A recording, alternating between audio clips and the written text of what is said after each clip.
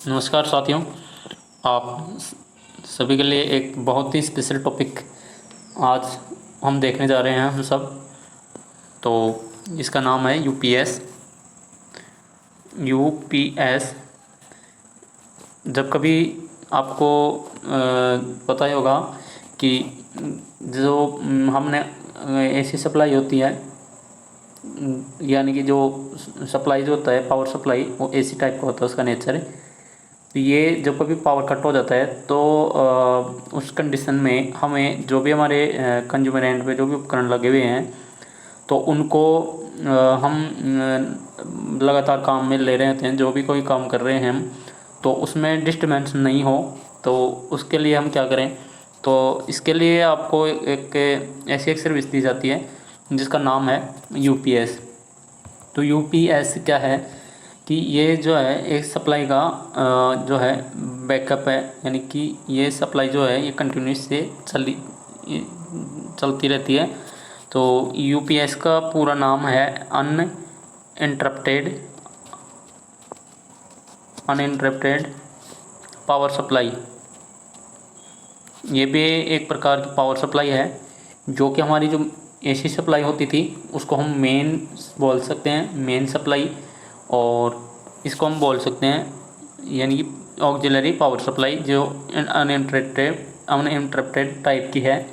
तो इसमें क्या होता है, इसको हिंदी नाम में बोलते हैं अबाधित अबाधित पावर सप्लाई विद्युत आपूर्ति।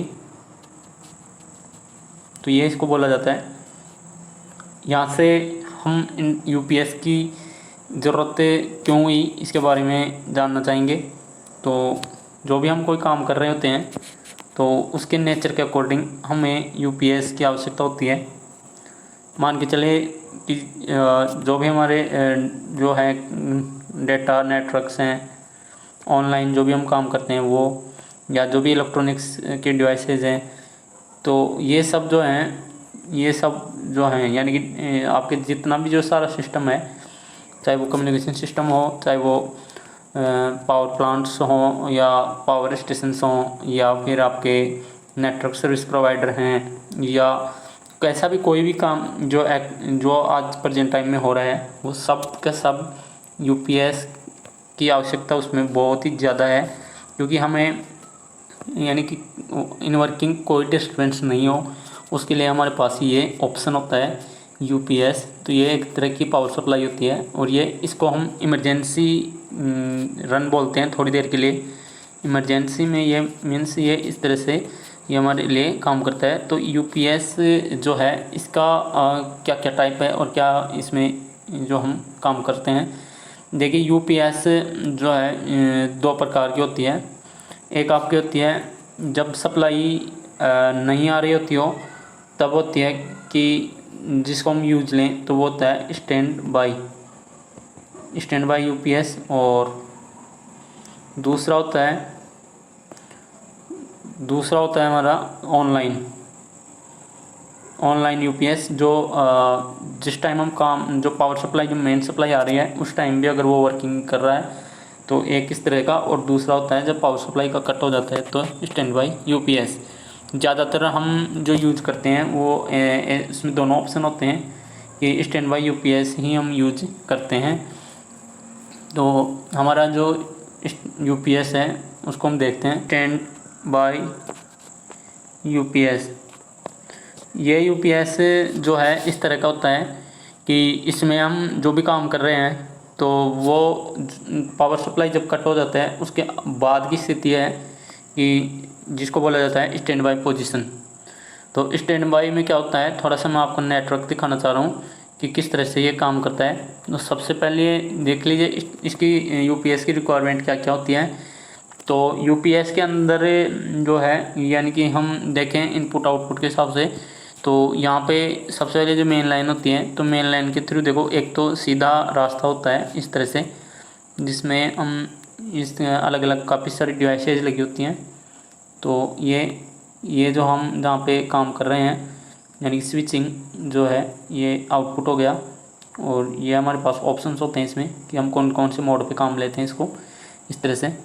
तो ये तो है हमारे ट्रांसफ़र स्विच जिसको बोलते हैं, यानी कि हम ट्रांसफ़र स्विच। और ये जो है अब इसमें यूपीएस में ख़ास बात यह है कि सबसे पहले जो मेन जो लाइन आ रही है एसी सप्लाई जिसको हम बोल रहे हैं, वहाँ से ये सीधा में जो यूपीएस है वो उसमें सर्ज नहीं हो, इसके लिए एक सर्ज अरेस्टर लगा होता है। सर्ज जो है सप्रेसर, यानी कि वोल्टेज में उतार चढ़ाव ज़्यादा नहीं हो, तो उससे बचाव के लिए।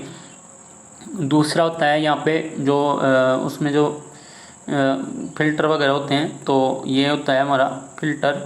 तो ये कुछ विद्युत आपूर्ति जो होती है उसमें फ्रीक्वेंसी से संबंधित या वोल्टेज और करंट से संबंधित कुछ टर्म्स होती हैं जिनको ये फ़िल्टर करता है। तो फ़िल्टर क्या होता है इसके बारे में हम आगे जानेंगे। और ये सीधा हमें जो आउटपुट प्रदान करता है, तो यहाँ पे जो आपकी स्विचिंग है उसमें ऑप्शन होते हैं आपके पास में, मेंस और यूपीएस और यूं इस तरह से। तो जिस पोजीशन पे ये होगा तो ये सीधा हमें आउटपुट प्रदान करेगा। अब बात आ रही है, ये तो था एसी सप्लाई वाला ऑप्शन। अब दूसरा ऑप्शन आता है कि यूपीएस क्या करेगा। इसमें यूपीएस है, ये पूरा सेट यूपीएस है, लेकिन स्टैंड बाई पोजीशन में क्या होगा। तो ये जो है मेन लाइन जो होती है उसकी पोजीशन थी। और अब जो दूसरी पोजीशन है ये है कि जो मेन लाइन आ रही थी उसी से हमारा एक बैटरी चार्जर होता है। तो सबसे पहले बैटरी चार्जर होती है, मीन्स मतलब बैटरी चार्जर क्या करता है, इधर से जो एसी आती है उसको कन्वर्ट करके डीसी में बदलता है। जैसे हमारा मोबाइल का अडेप्टर होता है, सेम वही हमारा मोबाइल का चार्जर होता है। तो वो क्या करता है, पावर सप्लाई के प्लग से जो सॉकेट से हम जैसे ही उसको लगाते हैं मोबाइल के अडेप्टर को, 3 पिन वाला 2 पिन मोबाइल जो अडेप्टर होता है उसको, तो उसमें जो एसी सप्लाई है, जो भी सिंगल फेज जो 230 वोल्ट एसी जो होती है वो उस चार्जर की रेटिंग्स के अनुसार चार्जर पे लिखा होता है कि इनपुट इतना आउटपुट इतना। तो आउटपुट और इनपुट स्पेसिफिकेशंस के आधार पर चार्जर में जो आउटपुट नेचर होती है वो डीसी की होती है। तो डीसी आउटपुट वो पर लेता है, उसके बाद में वो तो सीधा हम जो मोबाइल के कनेक्टिविटी ले लेते हैं। बट इसमें यहाँ पे क्या होता है, ये बैटरी होती है। तो यहाँ पे बैटरी को ये जो ये चार्जर है ये सब यहाँ से सप्लाई देता है बैटरी चार्जर के थ्रू, बैटरी चार्ज होती है। फिर जो चार्ज होती है बैटरी वो क्या करती है कि डीसी आउटपुट प्रदान करती है। तो अब हम जो यूज़ करते हैं वो हमें डीसी आउटपुट नहीं चाहिए, तो इसके लिए हम क्या करते हैं, यहाँ हम डीसी जो आउटपुट है उसको वापस चेंज करते हैं एसी में। और ये जो एसी आउटपुट है ये हमें यूपीएस के जो जहाँ पे फंक्शन की जाए स्क्रीन है वहाँ पे यानी कि जो ट्रांसफ़र स्विच पोजीशन है वहाँ में इसका ऑप्शन अवेलेबल होता है, इसका एक बटन अवेलेबल होता है। तो अब ये काम कैसे करता है, यूपीएस में कौन कौन सी चीज़ें लगी होती हैं ये सब आपने यहाँ से देखा है। तो ये देखिए यहाँ से सबसे पहले मेन सप्लाई आती है, और सबसे पहले मेन सप्लाई आती है यहाँ से। इसके बाद में ये सर्ज मॉनिटर से सर्ज सप्रेसर से, यानी कि जो फ़िल्टर है, तो इन दोनों प्रोसेस से गुजरने के बाद में ये सीधा हमारे पास अवेलेबल होती है। तो स्विच के माध्यम से ये अवेलेबल होती है, जैसे मेन लाइन जिसको हम बोलते हैं एसी सप्लाई। पहला काम तो ये है, और ये हमें आउटपुट प्रदान हो जाता है। तो जिस भी डिवाइस को हम काम मिल देते हैं उसका यहाँ पर हमारे पास पिन अवेलेबल और सॉकेट अवेलेबल होती हैं, तो उसको हम यूज ले लेते हैं। जो भी अडेप्टर होता है वो हम यहाँ ऐड कर देते हैं। दूसरा ऑप्शन है कि यहाँ से जो एसी सप्लाई आती है तो ये इसके थ्रू लगातार बैटरी चार्जर होता है, तो बैटरी का ही चार्जर होता है एक तरह से। तो ये चार्जर के थ्रू बैटरी चार्ज होती है, और बैटरी चार्ज होने के बाद में जो बैटरी जो आउटपुट प्रदान करती है उसको वापस हमें बदलने की आवश्यकता होती है। तो इसके लिए इन्वर्टर लगा होता है, जो इन्वर्टर क्या करता है, डीसी टू एसी यूज करता है, यानी कि डीसी इनपुट लेता है और आउटपुट में एसी प्रदान करता है। ये इन्वर्टर है। चार्जर और इन्वर्टर दोनों एक दूसरे के विपरीत होते हैं। चार्जर काम करता है, एसी लेता है और डीसी आउटपुट प्रदान करता है। इन्वर्टर डीसी लेता है और एसी आउटपुट प्रदान करता है। तो इसको आउटपुट जो है यहाँ में मिल जाता है यूपीएस के फंक्शन मोड पे। फंक्शन मोड यह होता है कि जहाँ से हम ऑपरेट करते हैं, सामने से जो भी स्क्रीन या बटन जो डिस्प्ले होती है वहाँ से हम इसको यूज कर सकते हैं। तो सीधा सा सिंपल सा कॉन्सेप्ट है स्टैंड बाई यूपीएस का। और इसमें कुछ भी आपको रटने की और कुछ भी करने की ज़रूरत नहीं है। बस आपको ये ध्यान रखना है इसमें से कौन कौन सी डिवाइसेज काम में आ रही हैं। अब हम बढ़ते हैं नेक्स्ट टॉपिक की तरफ। तो यहाँ से हम जानेंगे इन्वर्टर के बारे में। अब वैसे तो आप डिटेल से देखेंगे तो इसमें बहुत सारे इलेक्ट्रॉनिक सर्किट वगैरह जो भी होता है वो तो उतना आपने को डिटेल में हम आगे जो इलेक्ट्रॉनिक्स वाला सेक्शन है उसमें हम जान पाएंगे। तो अभी हम इतना सा देख लेते हैं। इन्वर्टर ये एक तरह से जैसा इसका नाम है इन्वर्टर, यानी कि उल्टा जो है चेंज करने वाला। तो इसका क्या मतलब है कि मतलब यह है कि जैसे एसी सप्लाई जो हमारे पास होती है मेन सप्लाई, और जब हमें इमरजेंसी में यानी कि पावर कट की स्थिति में हमें डीसी जो अवेलेबल होती है बैटरी में, कि जो बैटरी चार्जर होता है उसके थ्रू बैटरी चार्ज होती है, तो बैटरी से हमें वापस हमें ज़रूरत होती है एसी सप्लाई की, क्योंकि हम जो यूज़र हैं, हम जो कंज्यूमर हैं, तो हमें एसी की आवश्यकता होती है। तो डीसी से वापस हमें एसी में कन्वर्ट करने की आवश्यकता होती है। तो हमारी जो वास्तव में जो सप्लाई होती है, क्योंकि जो डीसी भी अपने आप में कहीं जनरेट तो होने से रही, तो उसको भी हम कहीं ना कहीं इसको चेंज करके तो लाएंगे ही। तो ये हमें क्या है कि एसी से जो है ये डीसी जो है कन्वर्ट होता है पहले। तो यहाँ जो लगाया जाता है वो होता है कन्वर्टर। देखिए सबसे पहले यहाँ पे कन्वर्टर लगा होता है, यानी कि इसको चार्जर बोलते हैं हम। तो चार्जर जो है यहाँ यूज होता है। तो जब कभी मान लीजिए कि बैटरी चार्ज हो जाती है तो डीसी उसके पास स्टोरेज होता है, उसके बाद में हमें वापस जब लेना होता है, तो ये दोनों कंडीशन है कि हमें वापस कब लेना होता है। ये तो हो गई नॉर्मल पोजीशन जिसमें हमें पावर कोई डिस्टर्बेंस नहीं होता है। जब हमें डिस्टर्बेंस होता है तो एसी हमारे पास अवेलेबल होती नहीं है, क्योंकि उस टाइम तो क्या होता है कि जब एसी हमारे पास अवेलेबल थी तो ये सीधा हमें यहाँ से मिल रही थी।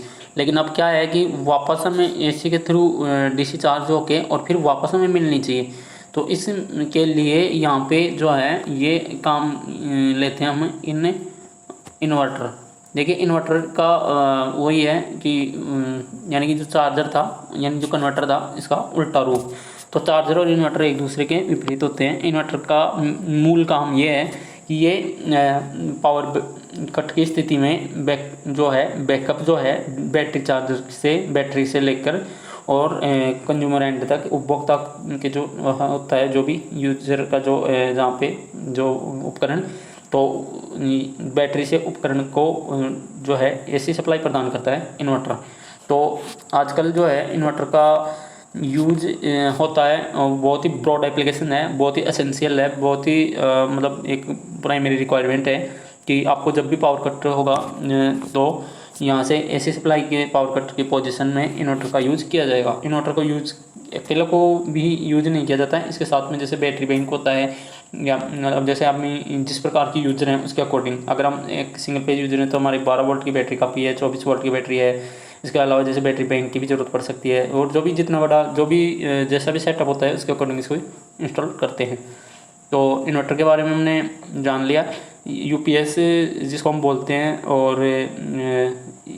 बैटरी बैंक और इन्वर्टर, ये तीनों का कॉम्बिनेशन एक साथ होता है। तो जहाँ का भी इंस्टॉल इन्वर्टर होता है उसके साथ में बैटरी बैंक की आवश्यकता भी होती है। यूपीएस जो होता है उसमें जो है इन्वर्टर की मोड पे ही काम करता है, बट वो एक लिमिटेड पावर सप्लाई के लिए होता है। तो इन्वर्टर जो है ये एक ब्रॉड एप्लीकेशन के लिए है।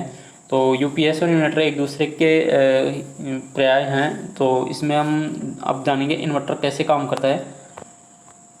तो इन्वर्टर इस तरह से काम करता है। देखिए तो थोड़ा सा फंक्शन हम देख लेते हैं यहाँ से कि इन्वर्टर में क्या होता है कि ये जो मूल जो काम है इसका ये है, बैटरी जो होता है तो बैटरी से ये जो है ये आउटपुट प्रदान लेता है। लेकिन ये आगे क्या होता है, जब हमें एसी यहाँ पे आउटपुट चाहिए, ये जब हमें आउटपुट में क्या चाहिए एसी, तो एसी हमें देता है कौन, ट्रांसफार्मर। तो हम जो ट्रांसफार्मर को क्या करते हैं एसी प्रदान करेंगे। लेकिन अब वास्तव में यहाँ तो इसके पास तो डीसी है, तो इसको ट्रांसफार्मर को जो इनपुट में जो एसी चाहिए उसके लिए क्या करते हैं यहाँ पे कुछ इस प्रकार की स्विचिंग करते हैं कि जिससे क्या वो फ्लक्स उत्पन्न हो जाए, और फ्लक्स उत्पन्न हो जाए तो ये सेकेंडरी में यहाँ पे आउटपुट हमें मिल जाए। बस इतना सा काम है। तो ये स्विचिंग जो होती है यहाँ पे, ये स्विचिंग किस प्रकार की होनी चाहिए, ये इलेक्ट्रॉनिक स्विचिंग होती है, ये होती है इलेक्ट्रॉनिक। तो इलेक्ट्रॉनिक स्विचिंग का मतलब ये है कि यहाँ पे इलेक्ट्रॉनिक सर्किट होना चाहिए और इलेक्ट्रॉनिक सर्किट जो है वो ही हमारा क्या कहलाता है, इन्वर्टर। तो इन्वर्टर के जो सेटअप है उसमें इलेक्ट्रॉनिक स्विच होते हैं, जिनको जैसे इलेक्ट्रॉनिक स्विच के रूप में हम जैसे यहाँ पे ट्रांजिस्टर यूज करते हैं।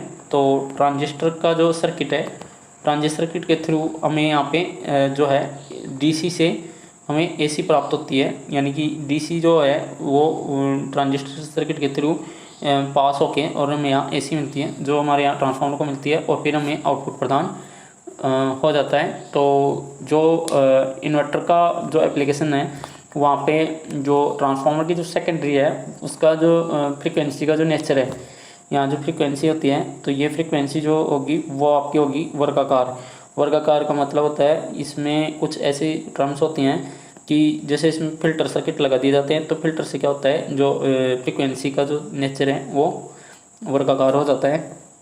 और यहाँ जो भी आउटपुट होगा वो ट्रांसफार्मर की सेकेंडरी पर डिपेंड करेगा, यानी कि एसी जो भी जितना भी वोल्टेज मिलेगा वो इस सेकेंडरी पर डिपेंड करेगा कि ये कितने वोल्टेज की है। तो ट्रांसफार्मर की जो नेचर है उसको थोड़ा सा समझने का प्रयास करेंगे कि ट्रांसफार्मर जो इस तरह का होता है, ये देखिए यहाँ से और ये, तो यहाँ जो आउटपुट जो होता है और यहाँ जो इनपुट दिया जाता है, अब वो बात है कि सिर्फ इसको मिल रहा है इलेक्ट्रॉनिक सर्किट के थ्रू, इलेक्ट्रॉनिक सर्किट के थ्रू इनपुट मिल रहा है। तो ये जो आउटपुट जो होगा ये फिल्टर्ड आउटपुट होता है। फिल्टर्ड आउटपुट का मतलब ये हुआ कि होता तो ये एक तरह से डीसी नेचर का ही था, लेकिन अब ये क्या हुआ कि ट्रांसफार्मर में जो फ्लक्स उत्पन्न हुआ उसके कारण ये इसकी जो नेचर है वो फिल्टर्ड है। तो फिल्टर्ड जो होती है उसमें जो मूल जो एसी सप्लाई थी उसकी ये इस तरह से फ्रीक्वेंसी होती है। बट यहाँ पे जो इन्वर्टर से आउटपुट जो प्राप्त होता है वो होता तो आपका यहाँ पे एसी है, बट इसकी जो अब अगर आपको नेचर पूछ ली जाए तो नेचर यहाँ साइनसोइडल होती है। तो साइनसोइडल का मतलब होता है इसका मतलब ये हुआ कि साइनसोइडल जो है एस तरंगाकार या यहाँ पे जो आउटपुट जो होता है इन्वर्टर का, तो ये मूल रूप से होता है वर्गाकार, ये होता है वर्गाकार आउटपुट प्राप्त होता है। तो ये आपको इसमें थोड़ा सा ध्यान रखना है। इसके अलावा भी काफ़ी सारी जो है चीज़ें हैं वो हम आगे डिस्कस करेंगे इलेक्ट्रॉनिक सर्किट्स के जो चैप्टर आएगा उसमें। तो आई होप नेक्स्ट जो टॉपिक हम ले रहे हैं वो है वोल्टेज स्टेबलाइजर। अब इसको वोल्टेज जो है ये इन्वर्टर और यूपीएस का कॉन्सेप्ट हो गया, इससे अलग एक कॉन्सेप्ट आता है। अब तीसरा जो कॉन्सेप्ट है वो है वोल्टेज स्टेबलाइजर। तो वोल्टेज स्टेबलाइजर, देखिए वोल्टेज स्टेबलाइजर का जो मेन जो ज़रूरत होती है वो क्यों होती है हमें, कि जो एसी का जो वोल्टेज होता है मेन जो लाइन होती है उसका, और वो मतलब यूँ होता है कि एक तरह से हमें अगर कम या अधिक भी मिले तो हम जो यूजर हैं जो आउटपुट में हमारा जो है वो फिक्स होना चाहिए। लेकिन मैं सिंपल और जो है एकदम सटीक तरीके से ये टॉपिक आपको कवर करने का प्रयास कर रहा हूँ। तो अब हम इसमें आगे बढ़ते हैं। तो वोल्टेज जो है वो कम या अधिक जब आता है तो उसको एक स्थिर वोल्टेज प्रदान करने के लिए, स्थिर वोल्टेज लेने के लिए हमारे को ज़रूरत होती है वोल्टेज स्टेबलाइजर की। तो वोल्टेज स्टेबलाइजर क्या करता है, स्टेबलाइजर यानी कि स्टेबल करता है किसको, वोल्टेज को, ये इसका मेन काम है। तो ये कैसे करता है कि मान के चलिए जैसे हमारी रेटिंग है 220 वोल्ट या 230 वोल्ट जो भी आता है, तो उसको हम फिक्स लेते हैं। तो उसमें क्या होता है कि जो एक ट्रांसफार्मर लगाते हैं तो ट्रांसफार्मर की क्या होता है कि यहाँ पे जो प्राइमरी होती है उसके टर्न्स होते हैं कम, और यहाँ जो सेकेंडरी होती है उसके टर्न्स थोड़े से अधिक होते हैं। और अधिक यूँ होते हैं उसमें दोनों पोजीशन होती हैं, अधिक या कम भी हो सकते हैं। देखिए क्या होता है इसमें कि यहाँ पे जो सेकेंडरी है यानी कि जो प्राइमरी जो होती है उसके बाद में जो सेकेंडरी की जो पोजीशन है उसमें क्या होते हैं कि टेपिंग, यहाँ पे जो हम आउटपुट लेते हैं, ये जो मान के चलिए यहाँ पे हम आउटपुट ले रहे हैं, तो यहाँ क्या होता है एक स्विचिंग पोजीशन होती है कि जो यहाँ टेप इसको बोला जाता है टेप।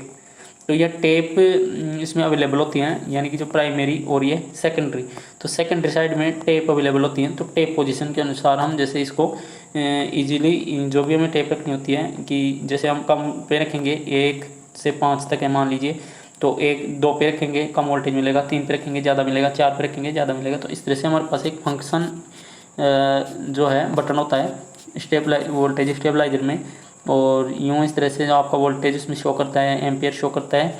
और एक यहाँ से जो फैन रेगुलेटर रहता है उसकी तरह से हमारे पास एक स्विच होता है, उस स्विच में पोजीशन होती है 1 2 3 4 5 इस तरह से। तो इसके अकॉर्डिंग हम वोल्टेज को मैनेज कर लेते हैं। तो आज के लिए हम इतना ही। बाकी जो भी आपको कॉन्सेप्ट है मैंने बहुत ही सटीक तरह से समझाने का प्रयास किया है। यूपीएस के बारे में एक जनरल टर्म्स, दूसरा वोल्टेज स्टेबलाइजर के बारे में और इन्वर्टर के बारे में हमने यहाँ से जाना। तो आई होप आपको वीडियो समझ में आया होगा। हमने यहाँ से समझने की कोशिश की है यूपीएस के बारे में, जनरल टर्म्स, इन्वर्टर के बारे में जनरल जो नॉलेज है उसके बारे में, और वोल्टेज स्टेबलाइजर के बारे में कैसे है, इसकी रिक्वायरमेंट क्या है, कैसे ये काम करते हैं और हमें कब इनकी ज़रूरत पड़ती है। तो बस इतना सा एक सिंपल सा कॉन्सेप्ट था आपके सामने। तो आई होप आपको वीडियो समझ में आया हो। लाइक ज़रूर करें और इनको वीडियोज़ को आप पे अधिक से अधिक आपको शेयर कर सकते हैं।